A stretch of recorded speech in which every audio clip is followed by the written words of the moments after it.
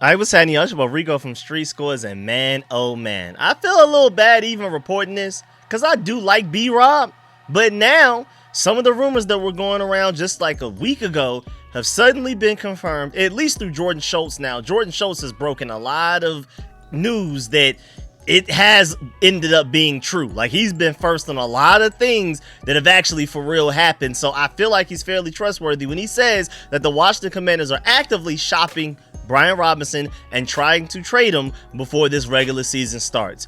Of course, we're going to do a full breakdown into whether B.Rob deserves this, if he's good enough. Of course, this obviously means that Ja'Cory Cross-Barrett, our 7th round rookie running back, is super ready. This coaching staff must be very high on him, even to the point that I have a Kliff Kingsbury clip that I'm going to show y'all from a recent press conference a couple of days ago that kind of gave you the clues that this may end up happening. Like, the way that he is complimenting Bill is just on a different level from any other running back. We're even going to take a look at how JCM's fantasy stocks are skyrocketing right now. I'm telling you right now, read the room. Where there's smoke, there's fire.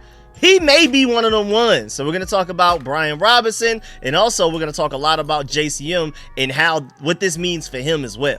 But before we get into everything, make sure you stiff arm that like button, stiff arm the subscription button, and stiff arm the bell next to that subscription button so you get notification each and every time I release an informative and opinionated video just like this one. Make sure you stay tuned to all of the content. Appreciate y'all for supporting every video. Stay tuned for more content. I just put out a video like an hour or two ago, so this breaking news just came out of nowhere, and I still want to maybe even do another video maybe sometime later tonight or early tomorrow morning, because of course I will be live streaming this upcoming Bengals preseason game. Will be starters versus starters. The game starts at 8 p.m. I'm gonna start streaming at 7 p.m. So make sure y'all pull up for live play-by-play analysis. Also, speaking of pulling up, make sure you pull up to the Commanders Kings live in-person show at Crystal City Sports Pub on August 24th, a week from today. Make sure you go get your tickets. Link in the description of this video and all of the videos I've done the past few weeks. And even if you can't go, you can also donate to the cause as well. Without further ado, let's go down into this video right now, man. Let's get it. Adam.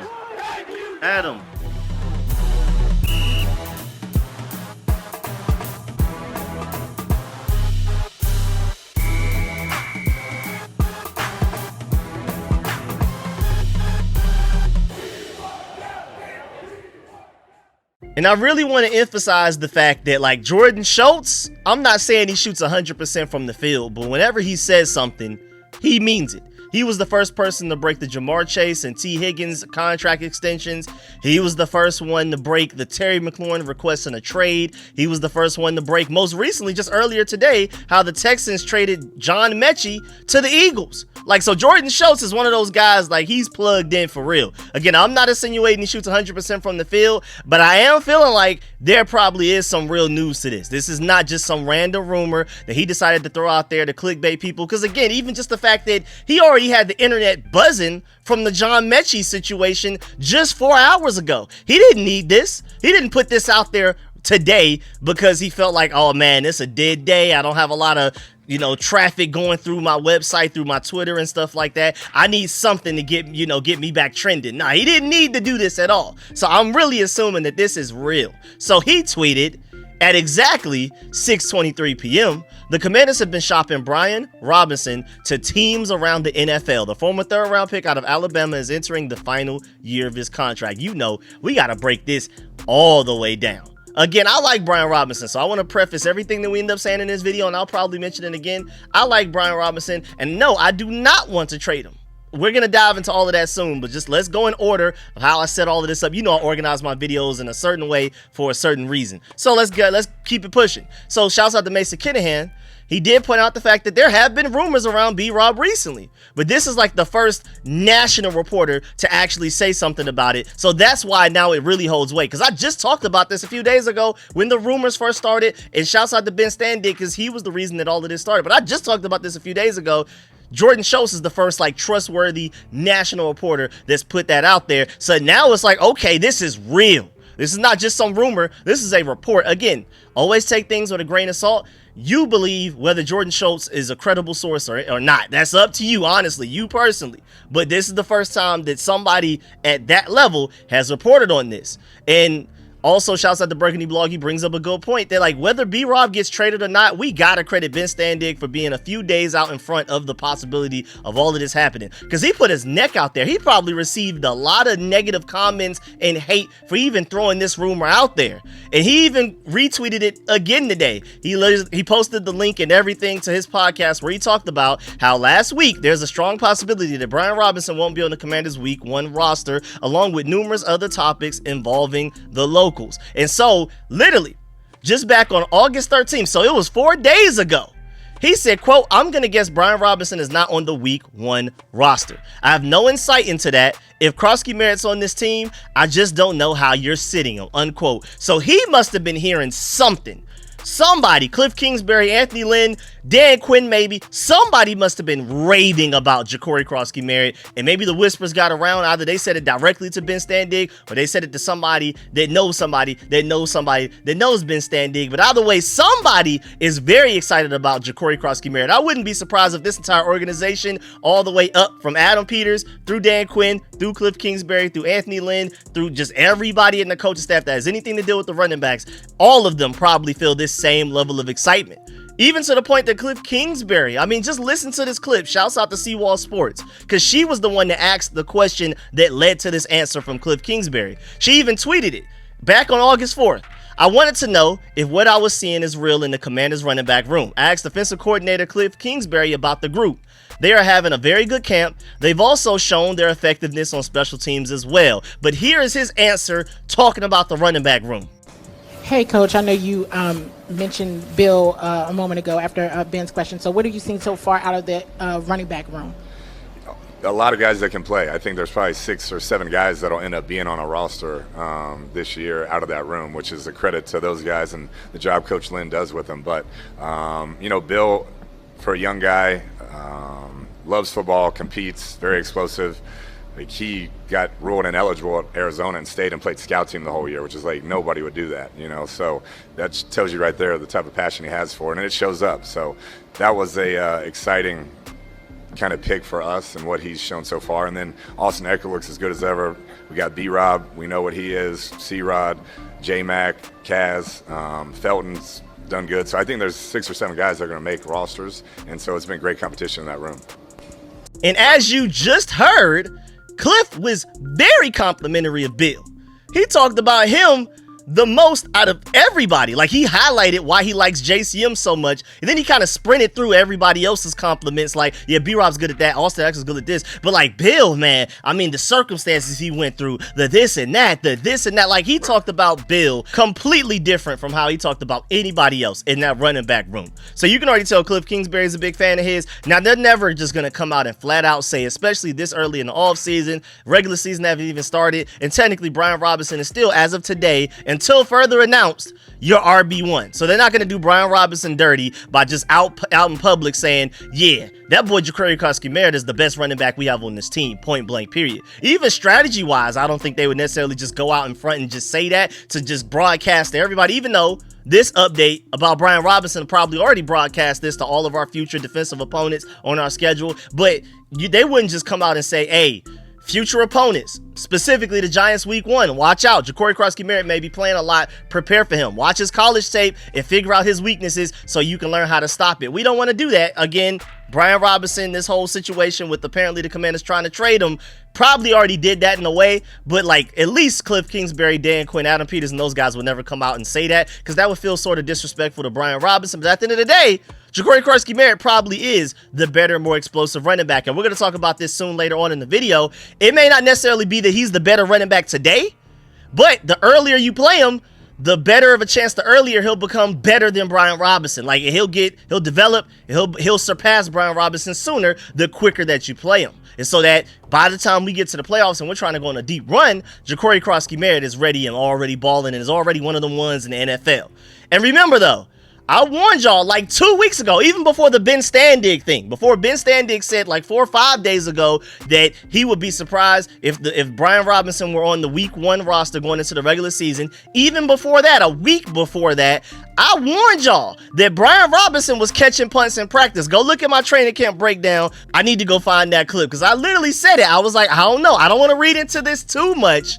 But this is similar to the Jahan Dotson situation. This was me like 2 weeks ago saying, remember Jahan Dotson? They randomly started asking him to do random special teams things and just random things around the team just to basically look useful. Like, man, we got to find something this guy can do. You know, something.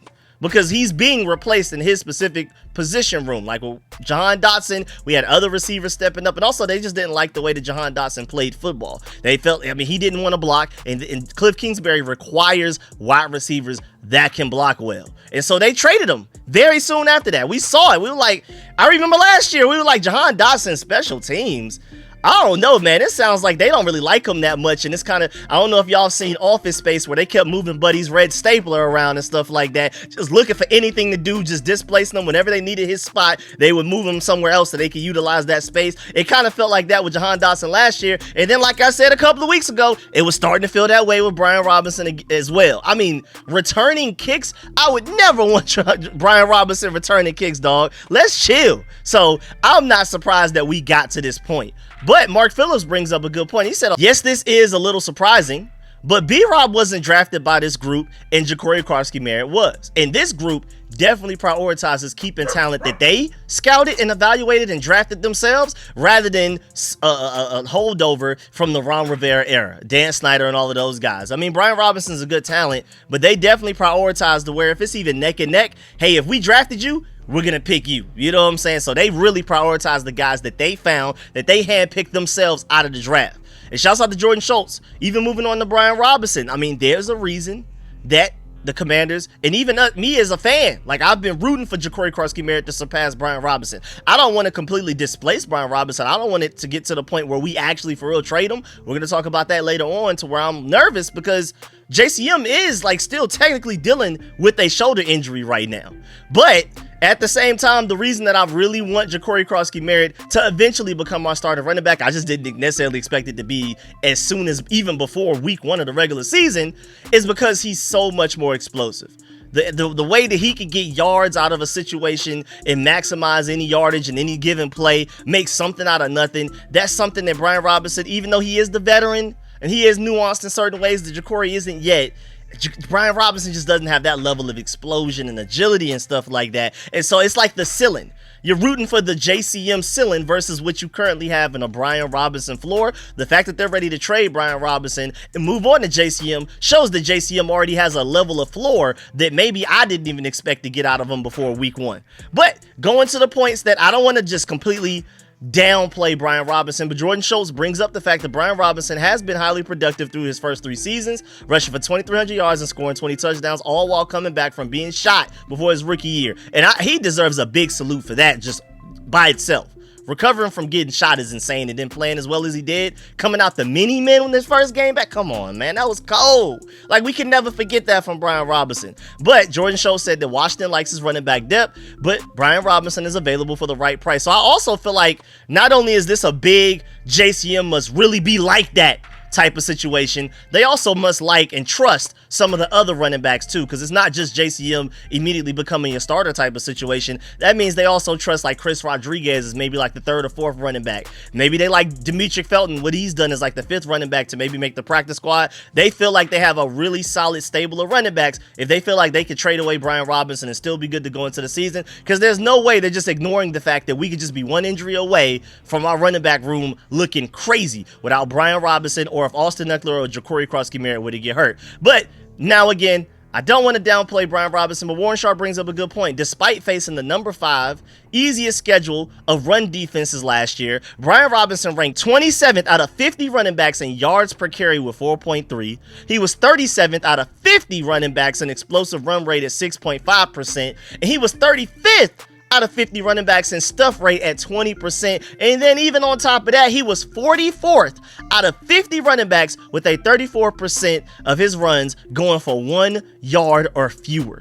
That is scary stuff, man. This is a guy that, yeah, you could blame the offensive line for a lot of that, but he's just a guy that if it's not there, he's not going to make it. You know what I'm saying? We saw Jacory Krosky-Merritt already showing signs of there's 2 guys waiting on him in the backfield for a negative 2 yard loss. He's somehow figures out a way to at least get back to the line of scrimmage in those runs. And that's just something Brian Robinson doesn't have. Brian Robinson has explosion. He doesn't have anywhere. I mean, he has the strength, I would say. He doesn't have the explosion or the agility, the jump cutting, the ridiculous athleticism that Ja'Cory Cross-Merritt has. Ja'Cory Cross-Merritt already today is the most athletic running back on this entire roster. I don't even necessarily think it's close. Austin Eckler is very agile. He's a receiving threat, but he's not a home run threat. He gets tackled from behind all of the time on kickoffs, on big plays. Brian Robinson, you're not expecting him to take anything to the house, and he's not a very agile guy either, man. But this will undoubtedly be the best offensive line that Brian Robinson has ever played behind since he's left Alabama.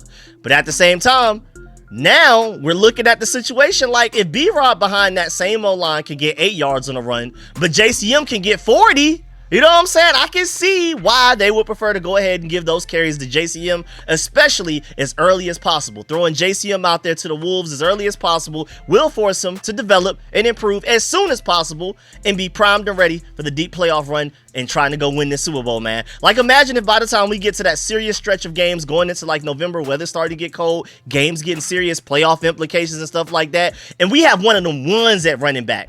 See, I don't think by week 1 he's going to be one of those ones. But if we start him immediately as soon as week 1, maybe by week 12, he's one of the ones because he's had all of those games to learn from his mistakes, to mature in certain ways, develop in certain ways, you know, acquire the nuance and technical refinement that's required to be a great running back in the NFL rather than just being very athletic and explosive. It requires way more than just being a freak athlete. There's a lot of freak athletes that never work out at running back. I think he will, because I think he will acquire that technical refinement over time. He's already shown a lot of flashes of it. So I'm really excited, man. Right now, the biggest thing is, can he pass protect? Other than that, I think he's already our best running back as far as this offensive line blocked it in a way to where we should lose 3 yards, but we need a running back that can at least get us back to the line of scrimmage. Right now, out of our entire running back room, I have JCM as my vote for that. Oh, it's blocked well enough to where we should gain like 8 to 15 yards, but do we have a running back that can maybe turn this into a home run 60-yard touchdown? JCM is the only guy in our running back room that I feel like can do that as well. So it's the ceiling, man. I mean, imagine if we had a game changer like that going into the playoffs. Imagine if we had, think we have Jaden, Terry, Ertz, and a running back as dangerous as like Saquon, Jameer, or Bijan. Who do you focus on stopping? I'm not saying that he'll literally be that ever, let alone again, not by week 1 at any way. But imagine if by the playoffs, because we started him as soon as week 1, he's had the time to develop and mature so that by the time we get to the playoffs, he's one of the ones, man. He's one of the ones, Jack. Now, Pedro Smith brings up a good point too. This probably was already an ugly situation behind the scenes that we didn't even know how bad it was, because he pointed out the fact that when he saw this video clip of Brian Robinson talking to Zach Ertz, and that may be Tavita Pritchard on the sideline, it's the Lions playoffs game, and he basically keeps talking about like he doesn't like to only get a couple of carries. He doesn't like sharing carries. He wants to be the lead back. Maybe even like the workhorse, not even just the lead, but like the guy that gets the majority of the carries, not even splitting carries, but you get slightly more than everybody else. No, it sounds like the way he was talking to Zach Ertz and those guys, he was like, you got to feed me. How am I going to heat up if I'm not getting a bunch of carries in a row type of stuff? So this is a guy that wants to go somewhere and basically be the star of the show. He's not going to be that here with JCM. Even best case scenario for Brian Robinson, you weren't going to be the star of the show. I like you, Brian Robinson, but you're not one of the ones. JCM today is not one of the ones, but he has the ceiling and athleticism to get there one day. And if Brian Robinson truly feels that way, remember Adrian Peterson at one point when he was here was throwing temper tantrums about not getting the ball, and then I think he went to like the Saints and did the same thing or something like that. It was kind of like that, but nowhere near as like hostile and temper tantrum. Like, it was more so just like, man, feed me, man. This is what I do. Like, I don't want to play if I'm not getting, you know what I'm saying? It was that type of thing. Also, shouts out to DC Sports Dre, because he brings up a great point. I completely agree. But this B.Rob being on the trade block is definitely more about Bill than it is B.Rob. You know, even though I just brought up those B.Rob stats about how he doesn't necessarily maximize the yardage that's available to him, and I do feel like even though he ranked like in the 30s and 40s for a lot of those stats, I do feel like at the end of the day, he is a starting running back. I don't think he's an elite starting running back, but he is a starting level running back on a really good team with a really good offensive line. And I think it can work, but at the same time, we're talking about trading away B.Rob not because we think B.Rob is bad. It's because we think JCM is just that nice. And again, it sounds like B.Rob does not want to split carries like that. And JCM's probably already eaten into that already. And it's only going to get worse as the season goes on. And then Josh Taylor brings up the point that, yeah, Ja'Cory Krosky-Merritt's stock isn't on the moon. It's on the Marvel Universe at this point, basically, man. I mean, it's crazy. I mean, let's dive into it. First of all, you have these clips of the runs he had against the Patriots in that preseason game, which probably already showed the commanding staff, yeah, we're good. Immediately after that Patriots game, they probably already started calling around to see who wants Brian Robinson. Because in these clips, he rushed for only 24 yards, but I really want to add to the fact, shouts out to NFL Draft Files for pointing this out, that 22 of those 24 yards were after contact. Come on, man. And he said, even get this man some blocking and he'll be your fantasy draft gem. Basically alerting everybody. This is NFL Draft Files, not a Commanders fan, not a Commanders reporter, purely neutral analyst, pure draft guy. And he's letting everybody know, hey, watch out. This JCM guy may be one of them next ones that if you get him later in your fantasy team, he's going to eat up this season. He's probably going to be the reason value-wise you end up winning your fantasy league. And then probably by next year, by going into the 2026 season, he's probably going early in the first round. It's that type of potential. And again, of the 24 rushing yards he had against the Patriots in that preseason game, 22 of them were after contact. Imagine when our starting offensive line is out there in front of him and allowing him to have wide open holes, and then he uses that yards after contact ability. I love Brian Robinson, love Austin Eckler. Neither of those guys are getting 22 of their 24 yards being after contact. Neither of those guys have that in them. JCM has that in them. And then shouts out to Ryan Fowler. Let's take a step back. And I'm pretty sure you've heard a lot of these statistics because I brought it up when we first drafted Ja'Cory Krosky-Merritt in the 7th round. And I even brought some of these up even before we drafted them because I was telling y'all I would love to draft them late in the draft. Ended up happening. I was super excited. But Ryan Fowler brought up the fact that a standout of the pre-draft process who won offensive MVP honors at the Shrine, Krosky-Merritt, will head to Los Angeles to visit the Chargers later this week. And they also talked about how he had a pre-draft visit with the Commanders and stuff like that. But the main reason I brought that up was the fact that he won offensive MVP honors at the Shrine Bowl. At that Shrine Bowl, he had 11 carries, 97 yards, 2 touchdowns.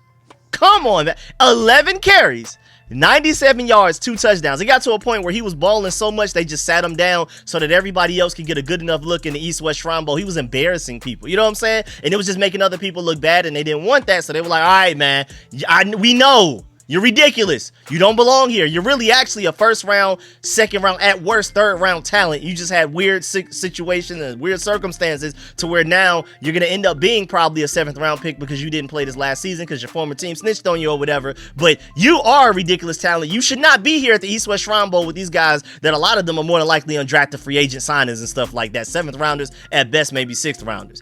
And shouts out to Eric Galko. He pointed out the fact that Ja'Cory Krosky-Merritt had the highest max deceleration ever on offense since the Shrine Bowl partnered with Zebra Sports at negative 7.29 yards per second squared. His ability to stop, cut, and redirect is special, and he showed it throughout the Shrine Bowl game. I mean, you're even seeing it in the clips that he's showing right here. And then shouts out to Ben Cummings for going deeper into this.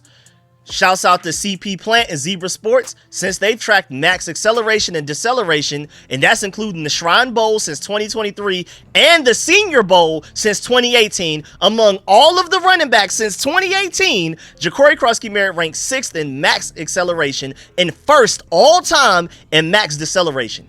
No running back since 2018 to come out of the draft has a quicker deceleration than Ja'Cory Krosky-Merritt. Yes, we're talking about Bijan Robinson. We're talking about Ashton Jeanty. We're talking about all of these running backs since 2018. This is serious. And then again, he was at least 6th in max acceleration as well. Come on, bro. It's different.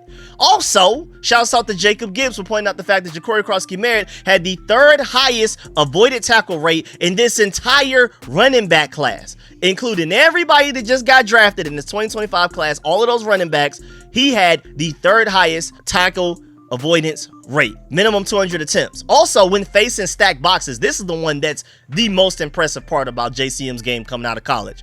He had the highest rushing success rate at 59%, also along with avoiding a tackle rate of 42%. But against stacked boxes, he had the highest rushing success rate at 59%. Out of all running backs in this draft class, Ashton Jeanty, Travion Henderson, Amarian Hampton, Dylan Sampson, whoever you like, this guy, Quiston Junkins, This guy had the highest success rate against stacked boxes. So basically imagine it as the defense has 7 or 8 guys in the box, and they're sending more people than the offensive line can block. JCM was the best running back out of this entire draft class, again, including Astagenti and all of those guys, at least finding some way to make something work. That is insanely scary, especially behind a potentially a dominant offensive line that I think we'll put together. They may not be dominant as early as week 1, because like I keep saying, offensive line, a lot of it is chemistry. It's talent as well, of course, like everything else, but chemistry really matters. So I think at a certain point, they'll get through a groove later on in the season, somewhere probably early in the middle, maybe by like week 5, maybe week 8 or something. I think our offensive line will ascend once they get the chemistry down, everybody's healthy. I think they'll become like a top 5 offensive line, like dead serious. And so maybe the first few weeks, that's why JCM is so important, because he's the best running back in this entire past draft class at still making something out of nothing against stacked boxes. And they're probably like, well, our offensive line may not necessarily be that great early on with all of the injuries and chemistry issues that we'll have. JCM gives us our best chance to keep the chains moving, even in spite of the offensive line, you know, working on trying to get everything clicking and stuff like that. And then also add to the fact that this team has Jaden Daniels, Terry McLaurin, Deebo Samuel, the way that he's looking this offseason, Zach Ertz, and Jalen Lane too. I mean, imagine how often the Commanders will ever even see stacked boxes with all of those weapons and Jaden Daniels throwing to them. A top 5 quarterback already. But just in case, you now have the single best running back against stacked boxes in this past entire draft. Also, even outside of the advanced stats, a lot of draft experts, before we even drafted them and immediately after we took them, felt like the Commanders got away with highway robbery. Go House tweeted before the draft, Ja'Cory Krosky-Merritt is legit, one of the more explosive backs in the entire class, excellent vision, very curious where he goes in the draft, talent says day 2 all day. He's going on 24 and only played 1 game this season, so that could affect where he's selected, but he's a very skilled running back with a very high ceiling. And then Noah KM Chang tweeted after the draft, the Commanders are getting a tremendous value in the explosive, creative, and unpredictable running back Ja'Cory Krosky-Merritt. Krosky-Merritt displays nimble footwork, strong leg drive to finish, and breakaway speed. And then look at his fantasy stock skyrocketed, man. Shouts out to Hayden Hinks. He tweeted, oh, you're just now hearing about Ja'Cory Krosky-Merritt? Casual. I've been drafting him all the way since last week. And you're looking at this data range of Ja'Cory Krosky-Merritt starting April 29th, immediately after the draft, to right now, August 17th, and how much his fantasy value, ADP, evolution over time has risen, man. It's absolutely insane. I'm telling you right now, if you weren't already on the train, get on it now, because you're going to get left behind. And so now moving on from that. So this B.Rob news really means, honestly, Ja'Cory Krosky-Merritt is probably already your RB1 already. Like, that has to be this. Like, even if we don't trade away Brian Robinson, this has to signal that they trust JCM enough, at least, to go out there and be the running back that gets, I wouldn't say the majority of the carries, but gets more carries than any other running back. And granted, of course, I'm excited about that. But I don't want to be the just one Ja'Cory Krosky-Merritt injury away from having Austin Eckler, Jeremy McNichols, or Chris Rodriguez being your running back committee. Like, I do not want that. I don't like that group at all, man. It's a cool group, but I'm not very confident in that group, especially with the games we got to play, man. We have some opponents, man. I mean, we got, first of all, the Giants D-line is no joke even week 1. Don't sleep on that. But at the Packers, at the Falcons, at the Chargers, we got, the Bears are trying to come for revenge. The Cowboys are probably going to be healthy this time around. At the Chiefs, Seahawks Monday night. On Sunday night, my fault. The Detroit Lions want revenge. The Dolphins, if they're healthy by November 16th, they may be somewhat talented. The Broncos are going to have one of the best defenses in the NFL. At the Vikings, they only lose like 2-3 games last year or something like that. Now, granted, they're changing quarterbacks, so we'll see how that goes. And then at the Giants, then Philly, Cowboys, Philly to end the season. Like, come on, man. I don't want to be at any point in that schedule, any stretch of that, any 3 to 5 game span where your running backs are Austin Eckler, Jeremy McNichols, and Chris Rodriguez as your 3 guys. I'm not very comfortable with that. So I'm saying, hey, man, keep Brian Robinson just in case. You know what I'm saying? Especially since Ja'Cory is currently, right now, already dealing with the shoulder injury that has kept him out of a couple of practices. But shouts out to Grant Paulson. He said, putting out fillers is very different than actively trying to trade him, but the running back room is deep. Bill Merritt looks game ready.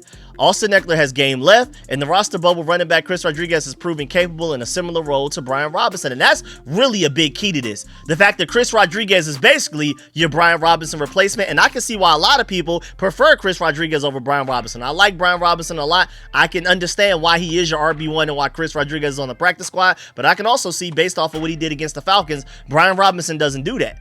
He doesn't break 3 tackles in one play. One thing he does do, though, is avoid fumbling. Outside of that one Eagles game, Brian Robinson does not fumble.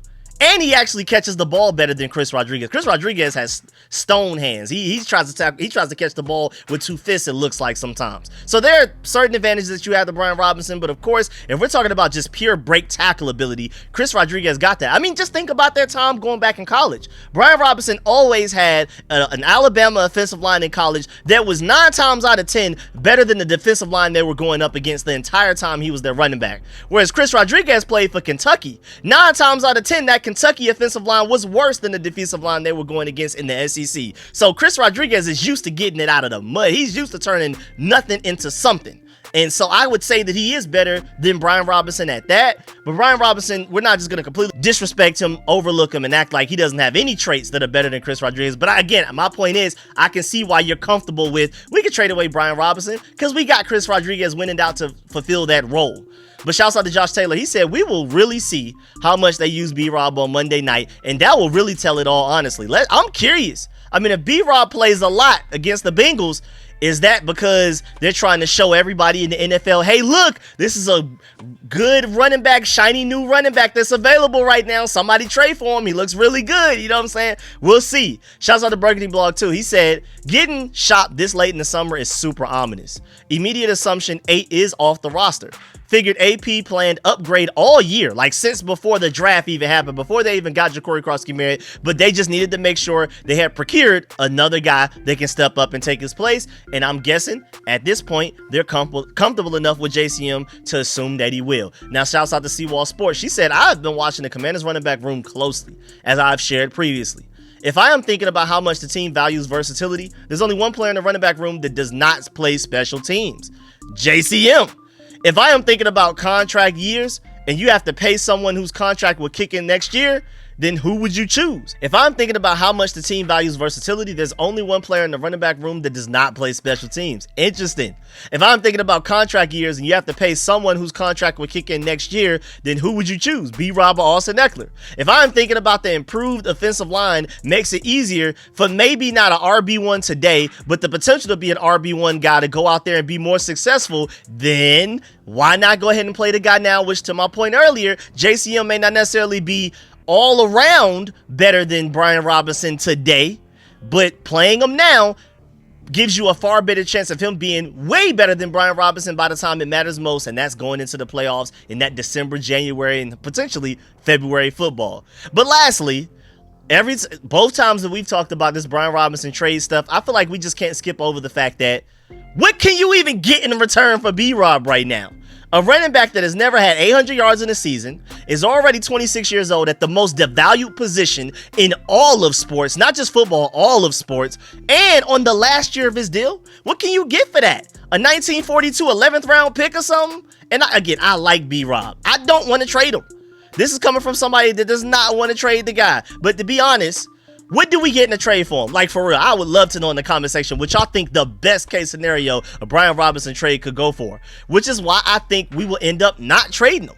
But not trading B.Rob doesn't stop this hype train that's going on right now with JCM, because we wouldn't be here in this situation with this Brian Robinson report about us shopping him if JCM wasn't already showing serious promise. So whether we trade Brian Robinson or not does not stop JCM from getting at least a lot of the carries as early as week 1, or maybe even going out there and immediately being RB1. We'll see. I'm just personally surprised that this happened before week 1 of the regular season. Like, I'm definitely excited, and I was kind of hoping for this, but I am a little surprised, I'm not gonna lie. And now maybe there is a team that's out there that's like super desperate for a starting running back right now, or at worst, a RB2. Maybe we could get something for him if there's a team that feels like they're like a Super Bowl contender and they just recently had like a severe injury to one of their top running backs or something like that. Or maybe they have a bunch of young running backs like the Cleveland Browns and they're not willing to trust any of them because remember, Nick Chubb left the Cleveland Browns. Now they just have a bunch of recently drafted guys, really talented, But, you know, maybe they're just not ready to trust any of those guys to take on the lead role as one of the starting running backs. And then shouts out to Josh Taylor of A to Z Sports.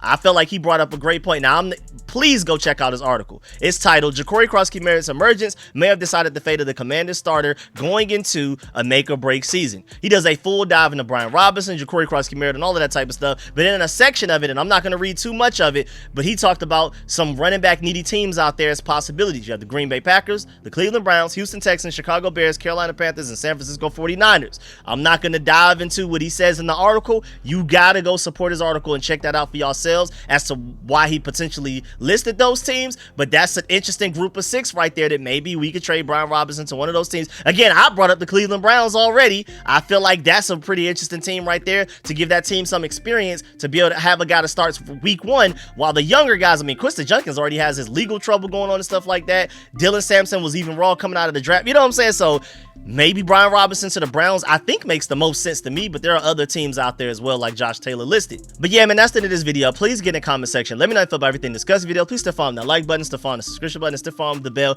next to that subscription button so you get notification each and every time I release an informative and opinionated video just like this one.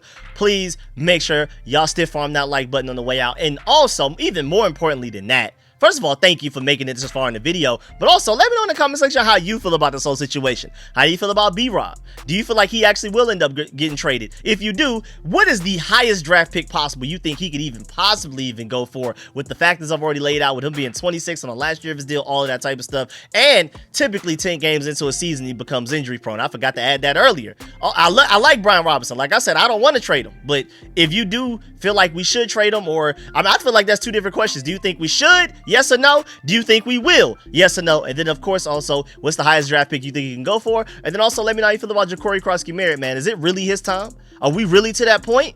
Let me know how y'all feel about everything, man. Leave a like on the way out. I'm going to catch y'all later and try to read and reply to as many comments as possible. I'm going to catch y'all later. I'm out.